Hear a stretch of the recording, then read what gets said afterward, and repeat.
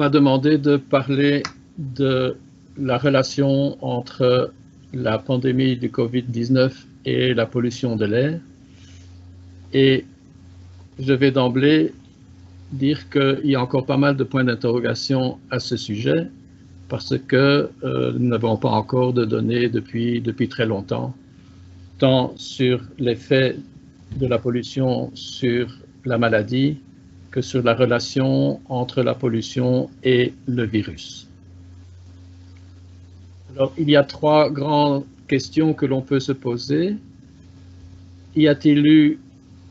une diminution de la mortalité lorsque la pandémie a été suivie de lockdown et une diminution du trafic? La deuxième question est, est-ce que les régions qui étaient plus polluées ont connu une plus grande mortalité de Covid à cause de la pollution? Et trois, est-ce que le virus peut être transmis par des particules de pollution atmosphérique? Alors, la première question a été traitée par beaucoup d'agences et il est clair que ce sont des données d'un rapport de l'Agence environnementale de l'Union européenne, et on a très bien montré que la quantité de dioxyde d'azote a diminué pendant le mois d'avril, quand il y avait les mesures de confinement. Et pour la Belgique, il y a eu une diminution d'à peu près, en moyenne, 35%. Probablement que dans les villes, c'est même plus que dans la campagne. La diminution de particules a été moins évidente parce que les particules sont aussi produites par d'autres activités que le trafic, qui est surtout dioxyde d'azote NO2. Donc, il n'y a aucun doute que la pollution a diminué de manière temporaire pendant la période de lockdown. La question de la gravité du Covid et la mortalité du Covid dans des régions plus polluées a été suggérée très tôt pendant la pandémie, mais il y avait déjà un argument qui, pour la Belgique, nous permettait de penser que la gravité pourrait être plus grave lorsqu'on a été exposé à la pollution, grâce à une étude qui a été publiée juste avant le Covid, le 3 mars 2020, et qui a étudié à Anvers si des patients en soins intensifs, donc c'est en dehors de l'épidémie du Covid, si des patients en soins intensifs avaient une gravité plus grave de leurs conditions lorsqu'ils avaient été exposés à la pollution environnementale. Et cette étude a pu montrer que si un patient avait été exposé à plus de pollution dans les 10 jours avant l'admission, et on avait mesuré le carbone dans l'air, les particules de carbone, s'il avait été exposé à plus de carbone dans les 10 jours précédant l'admission aux soins intensifs, cela augmentait la durée du séjour et de la ventilation artificielle de à peu près 12%. Et donc ceci, c'était avant le Covid, mais ça permet de supposer que la pollution avant le Covid a pu avoir un effet négatif sur la gravité du Covid chez les patients en soins intensifs. Alors, on a aussi assez rapidement fait des études, on a estimé l'effet potentiel de la pollution sur la mortalité par le Covid. Et ça, c'est une étude internationale qui a évalué à l'échelle mondiale quelle pouvait être la contribution de la pollution sur le risque de mortalité par Covid-19. Ça a été publié fin septembre de cette année-ci. Et cette étude a conclu que c'est une estimation, donc ce ne sont pas des chiffres résultant d'observations, mais des estimations ont mené à à peu près une augmentation de 15% ou une contribution pour 15% de la pollution à la mortalité par Covid dans le monde entier. Donc on a regardé quels étaient les taux de mortalité par Covid dans différentes régions du monde, on a corrélé ça avec leur degré de pollution et on a estimé que avait contribué pour 15% au niveau mondial à la mortalité par Covid-19. Pour l'Europe, on arrive à un chiffre de 17% avec une marge d'erreur de 6 à 39%. Donc, cette étude de corrélation suggère qu'effectivement, les zones où il y avait le plus de pollution ont été aussi les plus affectées. Ça, c'est une étude à l'échelle mondiale. Et en fait, elle a été précédée d'une étude qui a fait pas mal de bruit aux États-Unis, où on a fait le même exercice pour les États-Unis et les chercheurs ont regardé la mortalité au niveau des États-Unis et ils l'ont comparé à la pollution à une échelle assez petite et ils ont suggéré que pour chaque microgramme par mètre cube de particules fines, pour une augmentation d'1 microgramme, on avait aussi une augmentation de 8% dans la mortalité par Covid-19. C'est-à-dire que plus une région était polluée, plus la mortalité par Covid était élevée. Et ça, c'est une publication, une pré-publication qui date d'avril 2020, le 22 avril 2020. Et les mêmes auteurs ont alors publié dans une revue avec comité de lecture, et ça a été publié le 4 novembre 2020, et en refaisant leurs calculs et en étendant la durée d'observation, ils arrivent à un chiffre de 11% pour, pour 1 microgramme par mètre cube de pollution par PM2.5 au cours de l'année qui a précédé. C'est une étude qui est assez solide et ils ont tenu compte de toutes sortes de facteurs et en particulier de la densité de population. Parce qu'au début, on avait critiqué le fait qu'ils avaient bien sûr une mortalité élevée dans les zones les plus peuplées et que ça pouvait être dû à la densité de la population plus qu'à la pollution elle-même, qui d'ailleurs est souvent plus élevée lorsqu'il y a une plus grande densité de population. Mais cette étude est donc assez robuste. Ils arrivent à un chiffre donc de 11% d'augmentation de risque par microgramme par mètre cube de PM2.5, particules fines, et là, la durée d'observation était jusqu'au 8 juin 2020.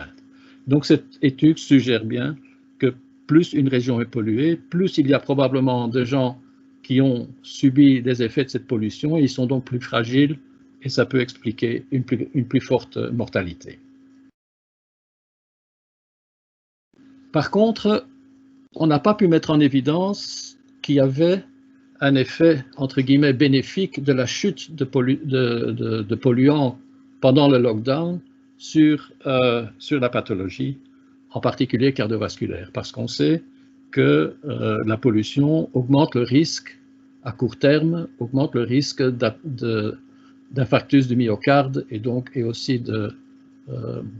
d'autres pathologies circulatoires. Et ça, c'est une étude anglaise qui a été publiée au mois d'août et qui a mis en évidence qu'en fait, il y avait beaucoup moins de patients qui se présentaient avec un infarctus du myocarde dans les hôpitaux pendant la période du Covid, la période en rouge ici. Ceci, c'est la période qui précède, ça c'est la période pendant le Covid. Et on voit qu'il y a une diminution du nombre d'infarctus,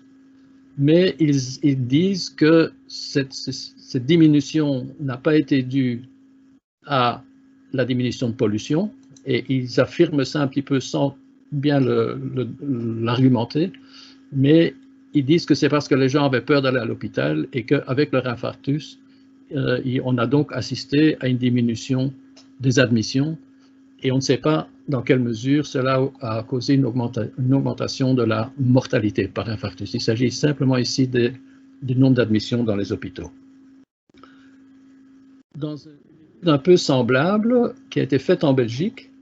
on a pu montrer effectivement aussi une diminution d'à peu près un quart du nombre de patients admis à l'hôpital avec un infarctus. Et les auteurs sont plus prudents, ils disent que cela pourrait être dû à un délai de présentation des patients à l'hôpital, mais cela pourrait être dû aussi au fait qu'il y avait moins de pollution de l'air pendant le lockdown. Et donc, en fait, on ne sait pas très bien quel a été l'effet, entre guillemets, bénéfique de la chute de pollution sur la mortalité. Ce sera d'ailleurs très difficile à étudier puisqu'on a assisté à une grosse augmentation de la mortalité générale à cause du Covid-19.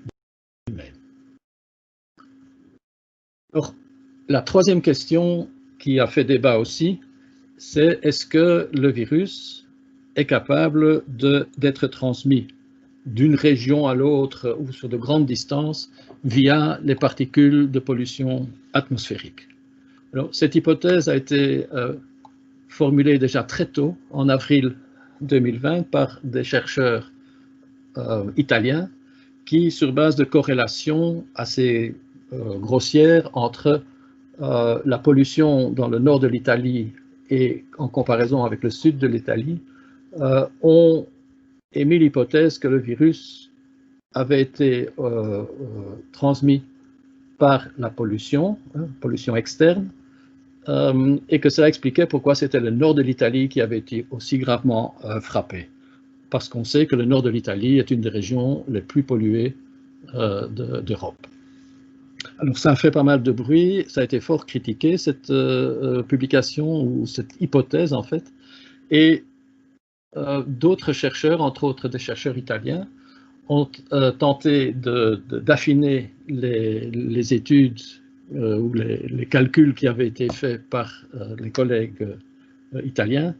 et ils ont conclu qu'en fait, lorsqu'on regardait à l'intérieur de l'Italie du Nord, les corrélations entre la gravité de l'épidémie du Covid n'étaient la gravité et la pollution à l'échelle locale, que cette corrélation n'était pas très bonne et qu'en fait, il n'y avait pas de raison de penser que la pollution elle-même avait joué un rôle dans la transmission du virus. Et alors, il y a une étude qui va être bientôt publiée, de nouveau des collègues italiens qui ont fait des calculs très, très poussés, très sophistiqués sur les concentrations de virus que l'on peut attendre dans l'air externe. Donc, il ne s'agit pas de l'air intérieur, mais dans l'air extérieur et les possibilités d'interaction avec les particules qui peuvent s'y trouver. Et en faisant des scénarios worst case, par exemple, dans leurs calculs, si 10% de la population est infectée, ils ont calculé que le temps nécessaire à être contaminé de manière significative était vraiment très très long et ce n'était pas réaliste de penser que ce soit un mécanisme plausible d'infection. Ils calculent ici qu'il faudrait 30 jours ou 50 jours selon les lieux et en faisant vraiment les worst case scenarios que ça ne peut pas expliquer ce qui s'est passé à Milan ou à Bergame. Donc, ils excluent le rôle de transmission par des particules atmosphériques qui capteraient le virus et considèrent que ce risque est négligible. Et je pense que ce travail est très convaincant pour exonérer, si vous voulez, la pollution atmosphérique dans la transmission du virus. Ce qui ne veut pas dire que dans l'air intérieur ou à très proche distance, lorsqu'on est à 30 cm ou à mètre l'un de l'autre dans l'air extérieur, qu'on puisse transmettre bien sûr le virus. mais donc la transmission sur de grandes distances par la pollution atmosphérique, elle n'est probablement pas réaliste. Il y a une étude aussi tout à fait récente qui a regardé si on trouvait du virus sur les pollens. Donc la pandémie en Europe s'est déroulée surtout pendant le printemps, où il y avait du pollen dans l'air. Ils ont été chercher la présence de virus dans du pollen et on n'en a pas trouvé. Ce sont des Allemands qui ont fait ça à Leipzig. Et donc, en conclusion, je pense qu'on peut dire qu'il y a effectivement eu une amélioration de la qualité de l'air pendant le lockdown, qu'il y a un risque plus élevé de mortalité dans les zones polluées de manière chronique, donc une mortalité plus évidente de Covid dans ces zones les plus polluées, mais ce n'est pas parce que le virus a été transmis via la pollution. Le rôle de la pollution, c'est que ça a rendu les gens plus susceptibles de faire un Covid grave, ou lorsqu'ils avaient un Covid grave, d'être plus atteints et plus difficiles à soigner.